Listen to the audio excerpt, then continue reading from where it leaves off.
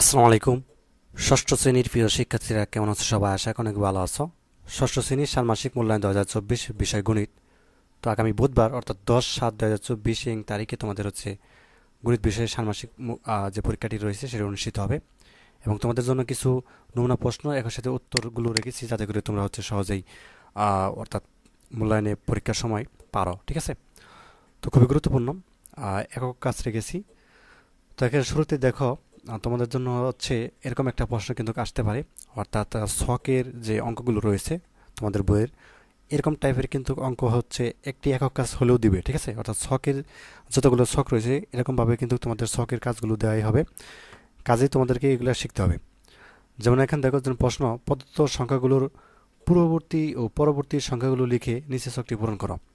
তো এই ছকটি তোমরা হচ্ছে বইয়ের মধ্যে পূরণ করেছো। তো একটু অন্য সিস্টেমও দিতে পারে, তো এখানে সংখ্যাগুলো চেঞ্জ করে দিতে পারে। ঠিক আছে? তো যাই হোক, তোমার কথা হচ্ছে তুমি বুঝতে পারলে কিনা এটাই হচ্ছে বিষয়। তো উত্তরটি দেখো, দেখো এটা হচ্ছে প্রদত্ত সংখ্যা, তাই না? মাঝখানে এইভাবে হচ্ছে প্রদত্ত সংখ্যাগুলো দিয়ে দিবে।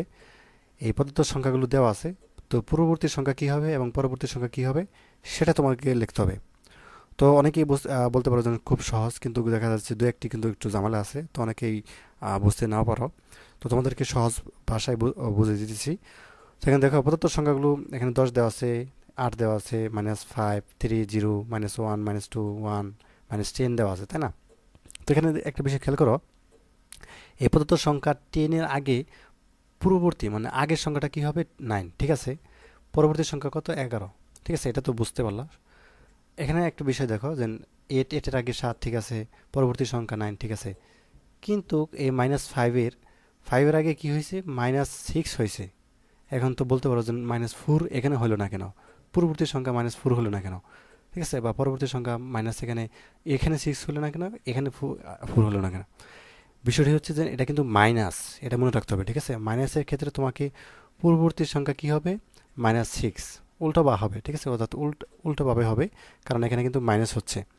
ঠিক আছে? তো -5-এর চেয়ে কিন্তু -6 আরও কম। এই জন্য কী হয়েছে? পূর্ববর্তী সংখ্যা কী হবে? -6।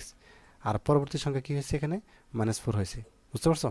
তো তারপরে 3 আগের হচ্ছে 2, তারপরের সংখ্যা হচ্ছে 4। ঠিক আছে? এবং জিরোর আগে দেখা হয় -1 হয়েছে। কেন হয়েছে? কারণ জিরোর আগে যে পরবর্তী সংখ্যা আমরা লিখি -1 দিতে হবে, এবং পরবর্তী সংখ্যা 1 দেওয়া আছে। ঠিক আছে? আর এখানে দেখো -1, তাহলে -1 এর পরবর্তী সংখ্যা কী হয়েছে? -2 হয়েছে। ঠিক আছে? যেহেতু -1 এর চাইতে -2 আরও কম, এবং এখানে কি হয়েছে? 0 হয়েছে। তো তারপর দেখো -2 এর আগে হবে -3, এবং এখানে পরবর্তী সংখ্যা কী হবে? -1 হয়েছে। আর 1 এর আগে 0, পরবর্তী সংখ্যা 2। -10 এর আগে কী হয়েছে? -11 হয়েছে, এবং পরবর্তী সংখ্যা কী হয়েছে? -9 হয়েছে। বুঝতে পারছো? তো এটা যদি বুঝতে না পারো, ভিডিওটি আরেকবার দেখবা। তো এখানে কিন্তু অনেকে পেস লাগতে পারে যে মাইনাসের ক্ষেত্রে। তো এই বিষয়টি একটু ভালোভাবে একটু শিখে যাওয়া, এরকম ছক কিন্তু তোমাদেরকে দেওয়া হতে পারে। তো যাই হোক, তোমাদের জন্য কিছু মান নির্ণয়ের অঙ্ক রেখেছি, খুব সহজ ভাষায় তোমাদেরকে বুঝিয়ে দিব। ঠিক আছে?